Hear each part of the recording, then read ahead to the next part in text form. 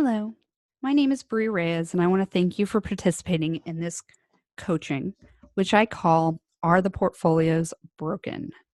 I know that you have a lot of things you can do in your day, and it means a great deal to me that you decided to spend some time with me. I hope you to find it to be enjoyable and profitable. Some logistical things. First of all, if you have any questions about the portfolio, please don't hesitate to call Estes Financial Services at 817-444-8402. Once again, 817-444-8402. And if you've got any questions about how this coaching affects you and affects your family and your financial plan, please don't hesitate to call us. Also, give us a call if you have any technical difficulties, 817-444-8402, and hopefully we can walk you through those. This is our first coaching of this with this technology, so we're not experts, but we'll work on it with you. Now, without further ado, I'm going to get to the presentation. I'm going to go ahead and get started, and you should see on your screen here in 2 seconds the slide, Are the Portfolios Broken? Is what you should be seeing. All right, couple of housekeeping items. If you want to get the most out of today's coaching, please close down the other programs you have on your computer. I know you've got a couple. I do the same thing. Close the door. Turn off your phone and give yourself the gift of really focusing on what you can learn today. The real world is going to be back in less than half an hour. Okay? Okay. So, are the portfolios broken? Like I said, this is a coaching put together by us at Estes Financial Services and Matson Money and Dimensional Fund Advisors. So we're going to talk a little bit about the Matson Money Dimensional Fund Advisors portfolios today and kind of what's been going on in the market this year. So here's our agenda. We're going to cover a market update. We're going to talk about the dangers of focusing on the S&P 500, the case for diversification globally as well as domestically. And under market update, we're going to talk about performance year to date, volatility in the past couple of weeks, U.S. stocks versus international stocks. Okay, so let's look at the story of 2018 thus far. So this is from January 1, 2018 to December 16, 2018. And you can see the the S&P 500 index has done 6.6%. That's awesome. But the S&P 500 index is not the only index that talks about U.S. stocks. I know that's shocking to people. I mean, I know at the end of the nightly news or whichever channel you watch, they talk about the S&P 500 and the Dow Jones Industrial Average. And if you were the average investor, the average person out there, you'd think that that was all the U.S. had as far as U.S. stocks go. But that's not true. We also have the Russell Microcap Index, which is up 5.3%. The Russell 2000 Small Cap, which is up 5%. The Russell 2000 Value, which is up 2.4%. And the Russell 1000 Value Index, which is up 1%. So there are things outside the S&P 500 and the Dow Jones Industrial Average that show U.S. stocks. It's shocking, I know. Let's look at international stocks gross of fees this year. And this, like I said, is January 1 to December 16th, and we had to pick a cutoff date in order to get everything prepared. So the 16th was October 16th cutoff date for 2018. And you can see the first one is Europe, Australasia, and the Far East Index, MSCI EAFE, Europe, Australasia, and the Far East. I'm just going to call it EAFE because Australasia is really hard to pronounce. Well, so far this year, all the developed countries outside the U.S. and Canada, really, they're down for the year, down 6.7%. Then when you look at the value index of those international countries, they're down 7.7%. Small cap EAFE is down 8.2%. Small cap value is down even more at 9%. And emerging markets is down around 9% as well. So let's look at the S&P. This is just this year. The S&P index year-to-date gross of fees. Wow, that's kind of bounced around a lot all over the place. the first red circle you see to the far right is what's been going on the last couple of weeks, which if you've watched the news, you would think everybody's jumping out of buildings right now. And then what happened in February of this year? The market has been incredibly volatile. And it's always incredibly volatile. But volatility to the up is always everybody's favorite. Volatility to the down is what scares everyone. And I understand that. So we'll look at historic market turbulence gross of fees. And this is from July 1926 to August 2018. So this is 1,106 months. And the biggest, most important thing to see on this chart is the U.S. microcap index has had a return greater than 5%, 24% of the time. And the FAMA French U.S. small value index has had a return greater than 5%, 24% of the time. Wow, that's pretty good. Both of those are pretty good. So you want to make sure those are in your portfolio. And here's something really, really interesting. These are the 5 worst months of the S&P 500 since 1970, and then the subsequent 6-month cumulative returns afterwards. So it's the worst month, and then the 6 months following the cumulative returns. And this is the S&P 500. Okay, so it's had a couple of bad Octobers, October 1987, October 2008, an August 1998, a September 1974, and September 2002. They were all pretty terrible months, all down quite a bit. The most interesting thing to me is not just what they were down and not the fact that maybe markets don't like pumpkin spice lattes for some reason in October there, but it's the cumulative 6-month return after those bad months. You can see only one time in 2008 did the following 6 months have a cumulative negative return. That, to me, that's kind of interesting. So then let's look at the Center for Research of Stock Prices U.S. Small Cap Index. So their worst 5 months since 1970 and subsequent month returns. So we've got October 1987, October 2008. Both of those are really familiar. October 1978, August 1998, and November 1973. Okay, so I've decided the markets really, really hate pumpkin spice lattes, or maybe Halloween. But so we can see all the negative returns, but then look at the following 6-month cumulative returns. So only one time in the worst 5 months has there been another negative return for the cumulative 6 months following. It's fascinating to me.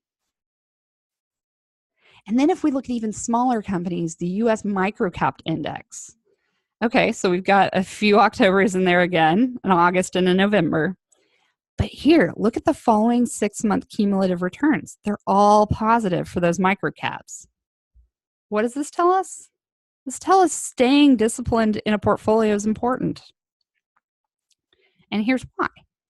So this is the monthly return from 1927, so July 1927 to August 2018.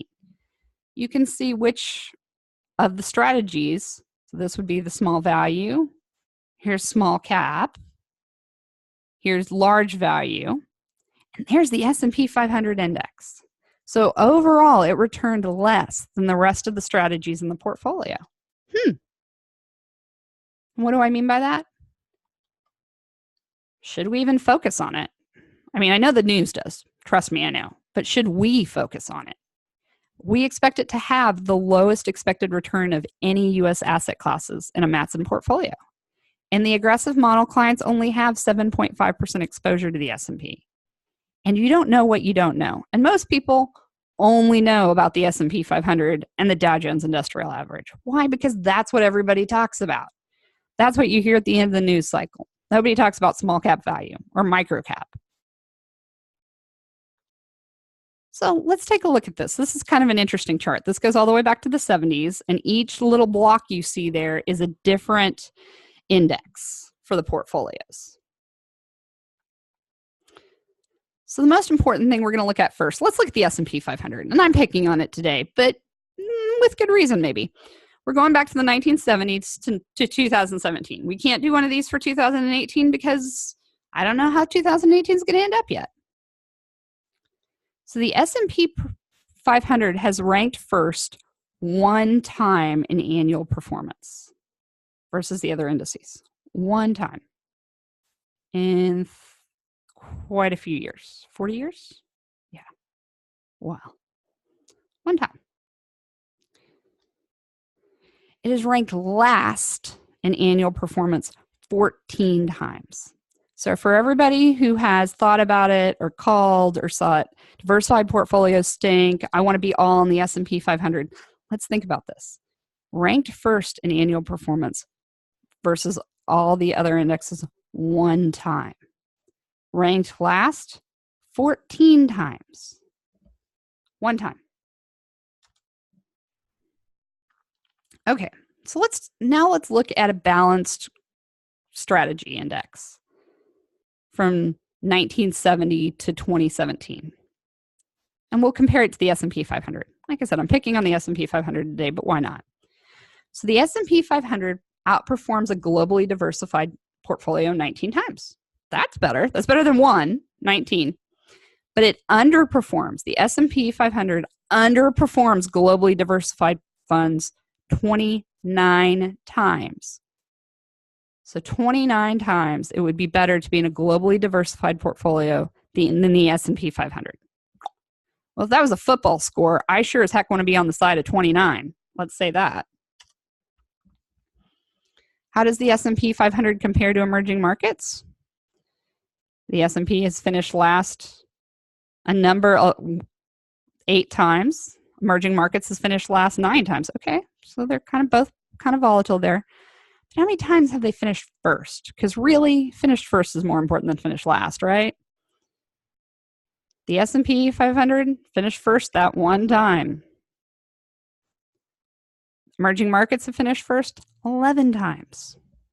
I don't know about you, but I try to remember the winner of the race. Who finished first? Nobody usually remembers who finished last in the Olympic Games. Diversification is important. So let's look at diversification internationally. So this chart talks about gross of fees from 2000 to the end of last year. The S&P 500, 157%, almost 158%. That's pretty good. International large value are up 220%. Okay, that's kind of interesting comparatively. Emerging markets are up over 360%. International small companies up over 390%.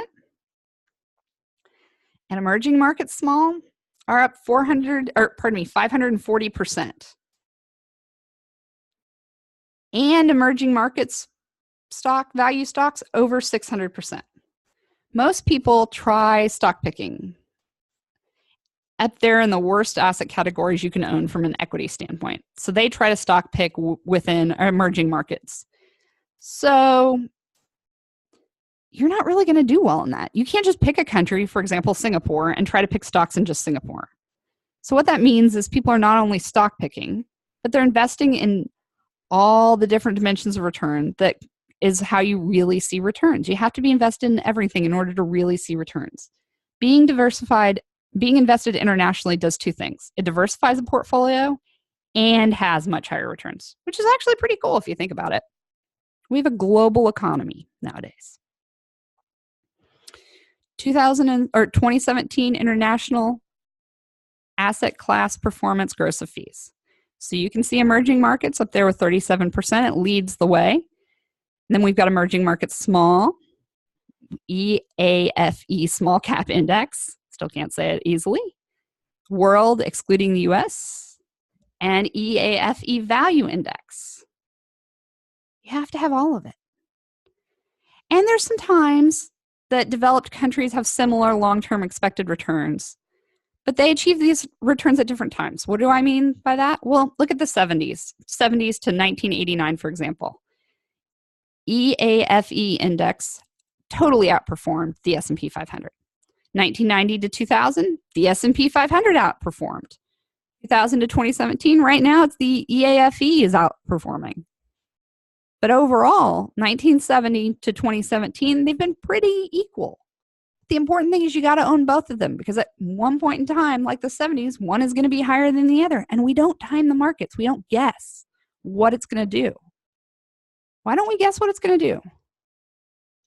Here's one of my favorite charts ever. This is the equity returns of developed markets. So the annual return in US dollars. So whichever country is at the top of this chart, and we'll just look at 1998 here, which is Finland, and its return was 121%. Whoever's at the bottom, which was Norway that year, and it returned a negative 30%. No one knows when Finland is going to outperform the US, but I can tell you Finland has been in the top one, has had the highest return 1, 2, 3, 4 times. And the US is up there once. So it's important to have not only the US, but also Finland and everything in between, because who knows? I don't know. So when markets diverge like we're doing right now, like what they're doing right now, what do we do? How do we handle this? What's the best strategy? Because I know it's scary. It's scary for everybody. We rebalance. Current stock market environments is a great case for systematic rebalancing. Why? Because we are buying low and we are selling high. We are doing the thing that we've all heard 1,000 times, the important way to invest. Buy low, sell high. That's what we're doing currently with rebalancing. We just finished doing that. So to wrap up, there have been many instances in history where domestic and foreign stocks have diverged. We own both international and domestic stocks for their diversification benefits. A diversified portfolio will never outperform in all of its components over a specific time period. It won't. But there's a reason we have all of its components in a diversified portfolio. Systematic rebalancing plays a big role when returns are going in different directions. But let's cover number 3 again. A diversified portfolio will never outperform all of its components over a specific time period. Remember that. In the end, if you've got questions about how the news or how the markets and the volatility are affecting your portfolios, please don't hesitate to call Tim or I here. I mean, that's what we do as investor coaches. We're here for you. So don't hesitate to give us a call, 817-444-8402. Once again, 817-444-8402. Thank you so much for taking the time to listen to me today and attend this coaching. Give us a call, send us an email, ask us your questions, ask how this is affecting the portfolio. I love those of you I'm hearing from who are asking if they can buy more, if this is a good time to add to their portfolios. It's a hard thing to understand, especially when the news only tells you about the S&P 500 and the Dow Jones and how they finished the day, and the only graphics they use are sad and scared-looking people on Wall Street. It's hard to keep your head when all about you are losing theirs and blaming it on you. It's a Kipling quote for you. In the end, I just want to say thank you for taking the time to attend this coaching. Call me with any questions. And in the meantime, go out and lead an abundant life. And we're here for you, and we're fighting the good fight. Thanks so much. Have a good day.